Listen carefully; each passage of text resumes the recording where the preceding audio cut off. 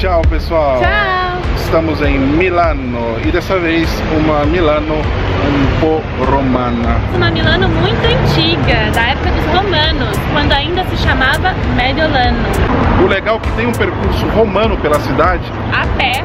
Isso, a pé, sempre a pé. Primeira parada, aqui no Museu Típico Arqueológico, pra gente tentar entender minimamente o que aconteceu.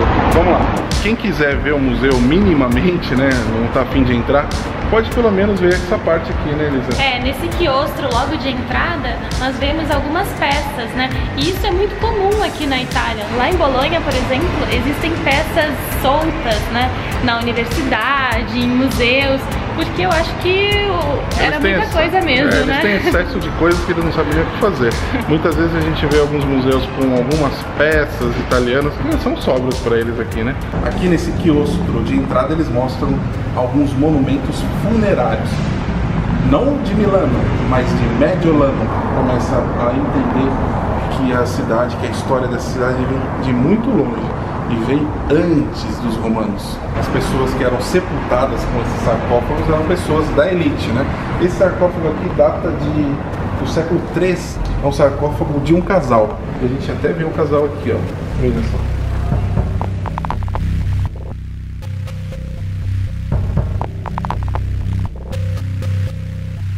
É que a história da cidade, ela vem do século V, VI antes de Cristo, com esse acampamento celta que foi se organizando até vir a cidade. Depois os romanos, eles invadiram aqui e fundaram Mediolano, mas isso a gente vai contar para vocês já já. E logicamente que nós não esquecemos dos nossos cartões com a assinatura dos museus da Lombardia. Então vamos usá-los agora. E na nossa playlist de Milano tem outras coisas relacionadas às informações desse cartão. E nós não somos patrocinados, viu? A gente acha legal e recomenda para vocês.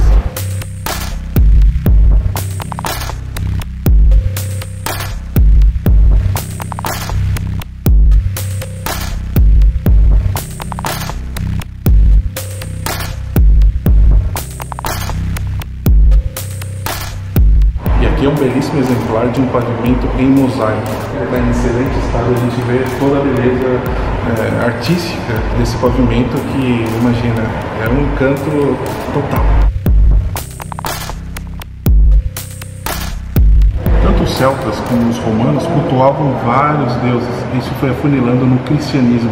Várias dessas esculturas são cultos a diversos deuses, diversas entidades.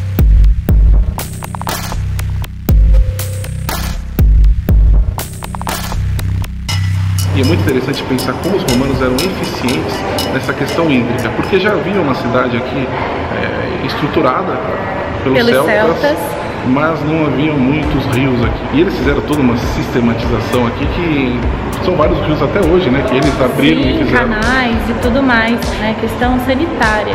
A água era muito importante e eles conseguiam fazer esses canais, coisas assim inacreditáveis que a gente vê ainda hoje. E tem a questão hedonista, né? Porque eles adoravam as termas, a questão das termas romanas, fundamental ali para eles.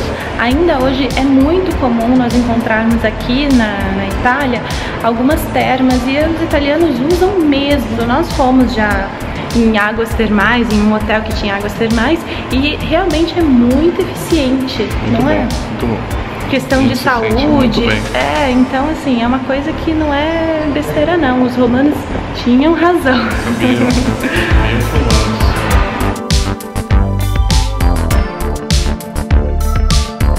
E o museu acaba se estendendo aqui para essa parte externa, porque antes desse museu era um monastério. E aí eles foram reestruturar aqui e descobriram uma casa romana do primeiro século depois de Cristo.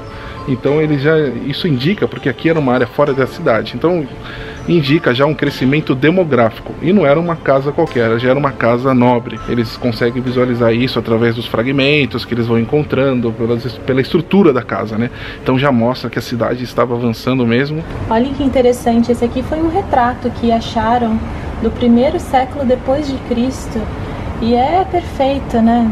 a riqueza de detalhes, e é muito interessante a gente ver a fisionomia das pessoas. Ao meu ver, não mudou muito, assim, parece que nós vemos pessoas na rua assim ainda, com essa mesma fisionomia. Aqui nós vemos uma lápide de uma família, e é muito interessante porque pelos detalhes e ornamentos a gente sabe qual era o afazer desse senhor, isso do 1º século depois de Cristo. Então logo no alto o patriarca, né? Logo vem a sua mulher, os seus filhos, e a riqueza de detalhes é incrível, gente. É uma peça única em calcário. Por toda essa estrutura, os historiadores conseguem dizer que era uma família muito rica, um comerciante muito rico de tecidos. E são muitas lápides que nós temos aqui nesse quiostro, nesse segundo quiostro já dentro do Museu Arqueológico. E é muito interessante também porque são vários materiais empregados, vários elementos figurativos. E aqui, logo ao lado da lápide do comerciante de tecidos, tem uma lápide de um sapateiro. E é possível saber que ele era um sapateiro porque eles colocam uma cena cotidiana, é bem curioso e muito bem feito. Essa lápide do sapateiro indica também que ele era um homem rico, né, um comerciante rico, porque é uma lápide toda feita em mármore. Várias e várias lápides, vários e vários túmulos, fragmentos que eles encontraram que acabam revelando pra gente o cotidiano dessa cidade. Por quê?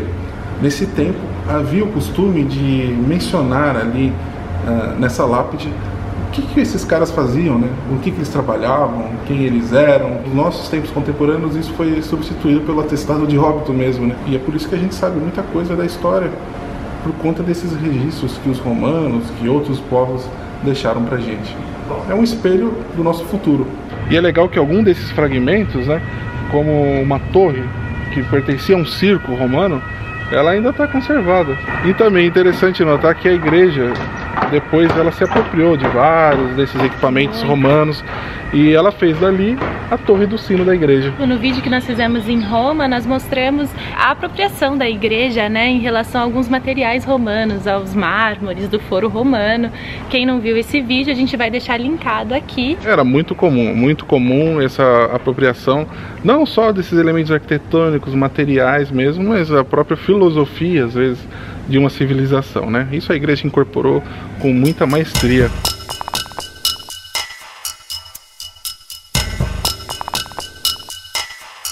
E eu não esperava que tivesse alguém ali. Vamos ver.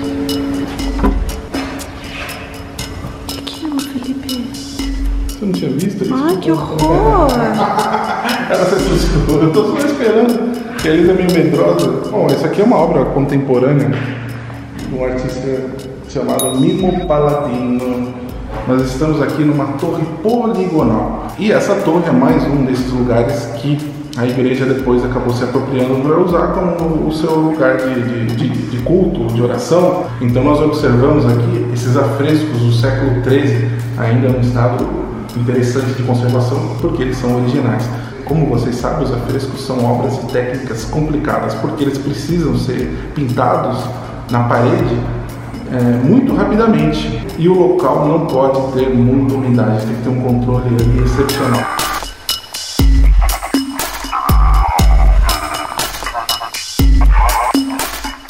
Então, naquela torre onde havia uns afrescos, nós vamos entrar nela novamente agora, na parte mais alta. Essa torre se pensava que era uma torre construída pela Igreja Católica, porque haviam afrescos aqui, ornamentos. Só que nos anos 1930, uma pesquisa minuciosa, eles descobriram que essa torre era uma torre romana. Na verdade, era uma torre de defesa, porque por essa região passava parte da muralha da cidade. Depois resolveram escavar e descobrir mais coisas, e aí acabam descobrindo mais sobre a história de Milano, que tem muito a ver com a história do Império Romano e tem muito a ver com a história de hoje, como nós falamos para vocês. Essa história, essa aristocracia milanesa já vem de muito e muito tempo. Aqui sempre foi uma cidade com alta realeza, nobreza. E esses orifícios, essas estreitas janelinhas que circundam toda a torre, elas são características de uma torre de defesa mesmo. Nós já vimos algo semelhante quando nós visitamos o castelo de Chillon, na Suíça. Se vocês não viram esse vídeo, deixaremos aqui linkado. Que o Castelo Chillon era um castelo que foi durante muitos e muitos anos morada da Casa Savoia. Ela se transferiu aqui para a Itália, na região do Piemonte, e foi fundamental depois para a união da Itália, né? A transformação da Itália, do Reino de Itália, em um só país. E obrigado a todos vocês que assistiram o vídeo até aqui. Quando a gente fala de cultura, museus, nem sempre aquela audiência estrondosa. E se você ficou até aqui é porque você se interessa. E é você que a gente quer aqui no nosso canal. O próximo vídeo que a gente soltar, a gente já solta essa continuação. Então divulga os amigos esse vídeo, chamem eles para conhecer uma história diferente de Milano. Muitas pessoas já visitaram aqui, mas não sabem dessas histórias, não sabem que elas podem usufruir disso. É tudo muito simples, muito fácil aqui em Milano. Próximo vídeo a gente continua, só que fazendo o que a gente mais gosta, que é andando pela Mediolano. Muito obrigado, pessoal. Tchau, tchau.